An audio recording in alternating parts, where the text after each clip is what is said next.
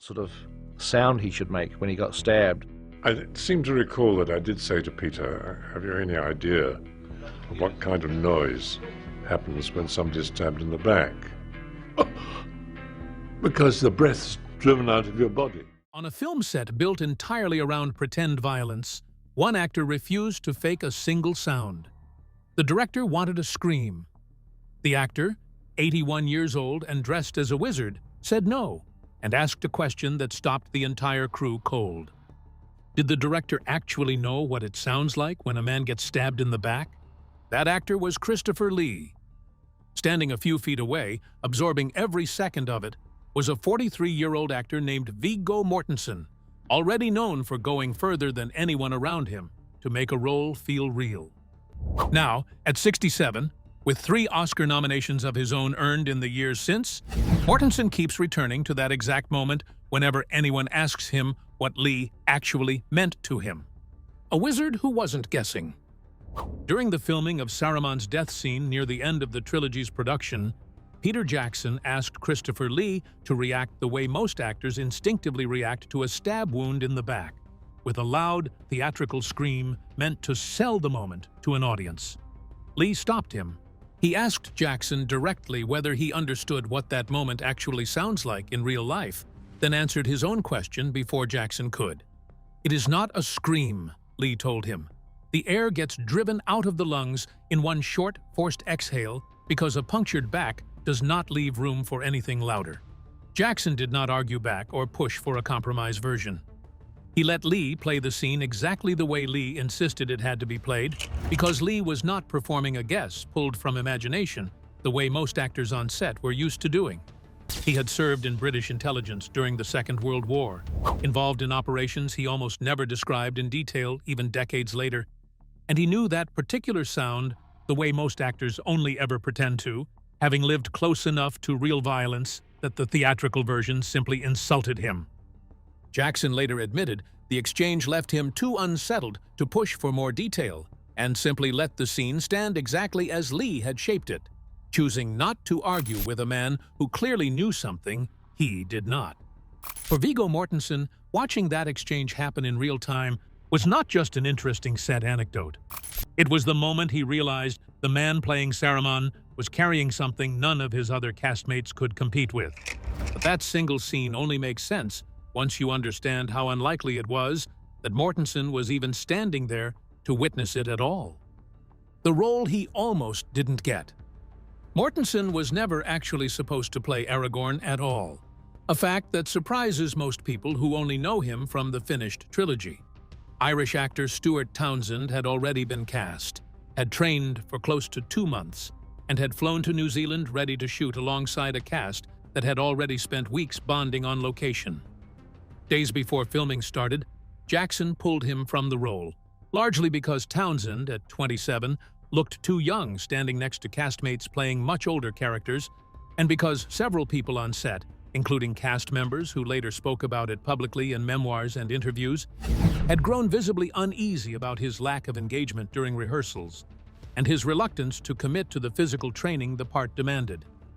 Jackson needed someone older, fast, with a genuine Ranger's presence and none of the softness the production feared audiences would see next to the Hobbit actors.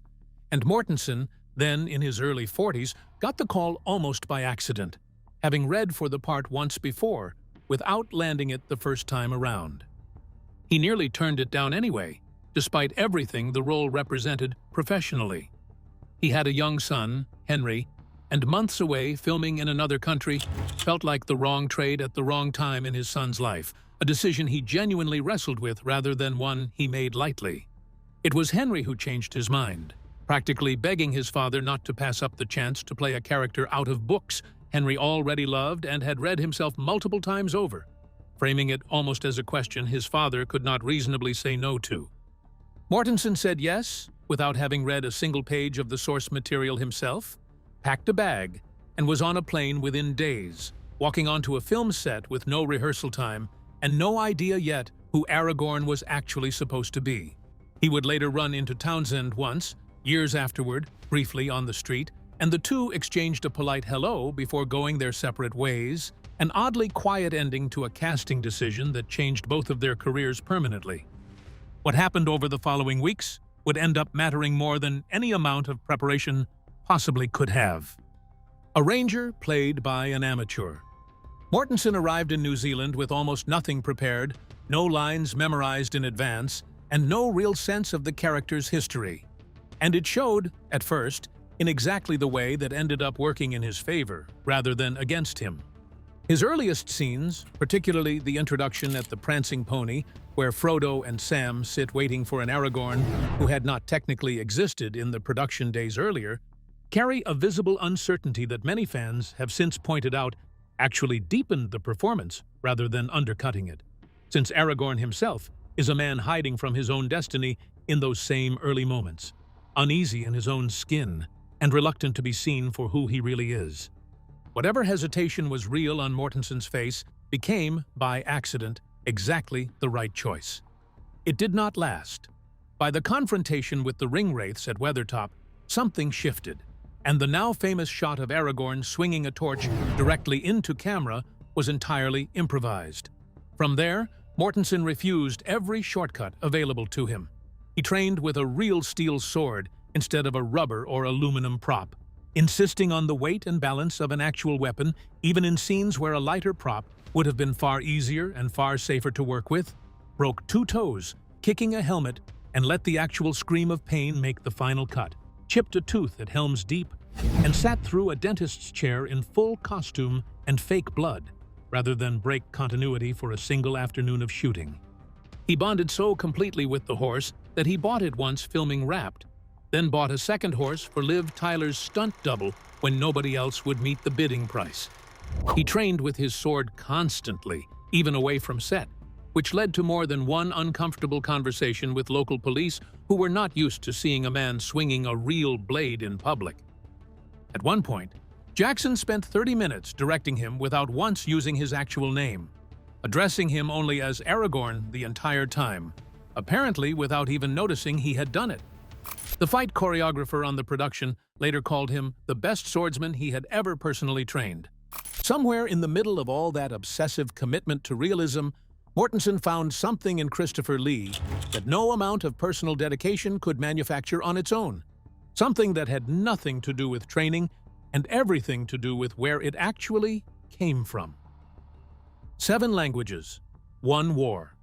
Christopher Lee was born in 1922 in Belgravia, London, the son of an Italian contessa and a British army officer, a background that already set him apart from nearly everyone else eventually cast in the trilogy. And by the time he stepped onto a New Zealand set as Saruman, he had already lived an entire previous life most of his younger castmates knew almost nothing about. He joined the Royal Air Force in 1941, served through the whole of the Second World War, and rose to flight lieutenant working in intelligence, involved at times with operations dangerous enough that he would simply stop mid-sentence rather than say more. Producer Barry Osborne, present for that same death scene conversation, later said only that Lee had been connected to British Special Forces, or the wartime intelligence services in some capacity, an answer vague enough to suggest nobody on the production ever learned the full picture, and that Lee, by every account from people who worked closely with him, clearly preferred it stay exactly that way for the rest of his life. He spoke 7 languages fluently, a fact that seemed to surprise almost everyone who worked alongside him, since Hollywood rarely gave him the chance to use more than one at a time. He had met J.R.R. Tolkien in person decades earlier, making him the only person on the entire production who had ever actually spoken with the author, and he read The Lord of the Rings cover to cover every single year as a private ritual he kept for most of his adult life, a habit almost nobody involved in the films knew about until much later. He had wanted, quite openly, to play Gandalf, saying plainly in later interviews that of course he would have loved the part. By the time Jackson began casting, Lee was approaching 80, and the physical demands the role required, the riding, the fighting, were simply more than his body could reliably deliver anymore. Saruman asked less of him physically, so he took what fit and gave it everything he had left. What almost nobody realized at the time was how much of that real history was about to surface in quiet moments between takes with one particular castmate, who was paying far closer attention than anyone around them noticed. Two men speaking Old Norse. While most of the cast passed time between takes playing cards, Mortensen and Lee found a corner and spoke in German, in Spanish, occasionally in Old Norse, languages neither man had learned for the film but had simply always wanted to know for reasons that had nothing to do with acting or career advancement of any kind. They were not talking about Hollywood, box office numbers, or the trilogy's mounting production troubles. They were talking about the mythological roots Tolkien himself had drawn from, folklore Mortensen already understood well before Jackson ever cast him. And Lee found in him something he rarely encountered in younger actors, someone who treated the material as inheritance rather than entertainment. Lee noticed the sword too, the same way he seemed to notice most things quietly, without ever making a show of it. When Mortensen refused the lighter prop weapons in favor of the heavy steel blade forged for him by armorer Peter Lyon, Lee, a man who had trained extensively in stage combat and likely fought more screen sword battles than almost anyone alive in the industry at that point, watched closely and told the cinematographer that Mortensen had a natural combative instinct rare in actors who train for a role instead of already carrying it inside them from somewhere else entirely. For Mortensen, that comment was not a passing compliment. It was closer to a verdict from the only person on set actually qualified to deliver one. There was warmth underneath all of it, too. Lee, despite decades spent as cinema's most recognizable villain, playing Dracula across 7 Hammer films and a Bond villain in his own right, had recorded opera and would go on, well into his 80s, to record heavy metal albums simply because the idea amused him. A detail that mattered enormously to a man who had founded his own small press specifically to fund art. Nobody else in the industry wanted to touch poetry and photography and music that would never make money for anyone involved. Two men who had each built enormous, very different public reputations while quietly pursuing creative work that had everything to do with who they actually were, underneath all of it. That closeness makes what happened only a few years later hit that much harder. The man who inherited the sword. Christopher Lee died on June 7, 2015, in a London hospital, 10 days after turning 93, closing out a life that had spanned 2 entirely different kinds of history. One lived and one performed. Peter Jackson wrote afterward that visiting Lee at home with his wife Gitta, 54 years into their marriage by then, had been one of the genuine pleasures of his own life. Hours spent hearing stories he knew he would never get the whole of, since Lee had always shared his real history only in careful, deliberate fragments, offered on his own terms and never anyone else's.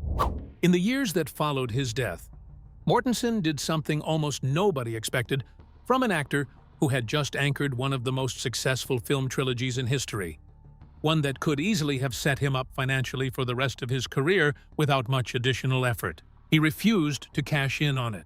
He turned down other franchise offers outright, calling most of them predictable and underwritten, work that would have paid well and asked almost nothing of him in return, and declined to return as Aragorn for The Hobbit since the character was not written into that particular book, and forcing him in would have been exactly the kind of compromise he had spent his career avoiding. Instead, he went looking for work that was harder, stranger, and far more personal, choosing difficulty over comfort in a way that looked, more and more, like a philosophy he had picked up directly from watching Christopher Lee refuse to fake a single scream on a set, built entirely around pretending.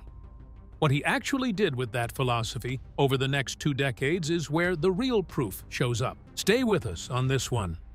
30 pounds, 20 pounds, and a pizza. In 2005, Mortensen made a history of violence with David Cronenberg, the first of 4 collaborations between the two men over the following years, and called it, without hesitation, the best work he had ever done at that point in his career.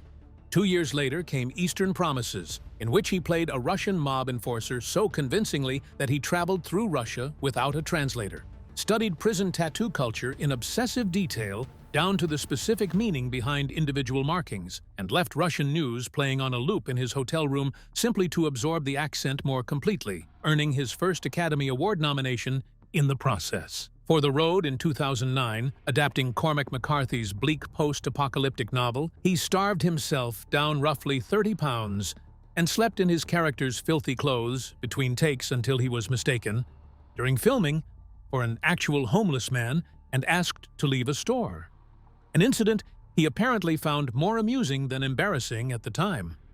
Captain Fantastic in 2016, playing an off-grid father raising 6 children with a warmth that surprised even longtime fans who expected something colder from him, brought him a second Oscar nomination.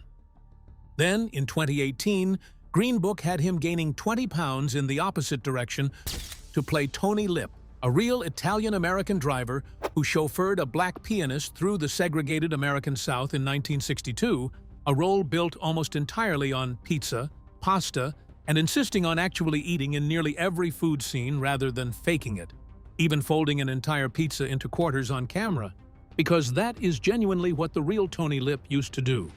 It earned him a 3rd nomination and helped the film win Best Picture.